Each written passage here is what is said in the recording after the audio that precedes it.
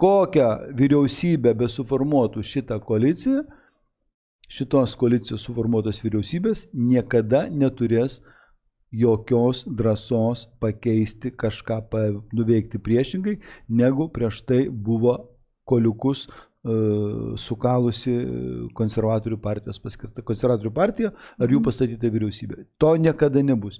Jeigu kažkas, ką nors Lietuvoje gali keisti, tai yra tik tai du variantai. Gali keisti, ką nors Lietuvoje patys konservatorių partija ir jos pastatyta vyriausybė, jos Seimas, arba variantas kitas, antras yra labiau mitologinis, galbūt kažkur toli horizonte, kažkokia nauja politinė jėga, tikrai ne Žemaitaičio Nemuno aušra, kuris susiformuotų naujais principais, su realia politinė programa, kuri taptų realia opozicija konservatoriams. Ne nominalia opozicija, bet realia opozicija, nes dabartiniai socialdemokratai rodo, kad jie tam potencialo neturi.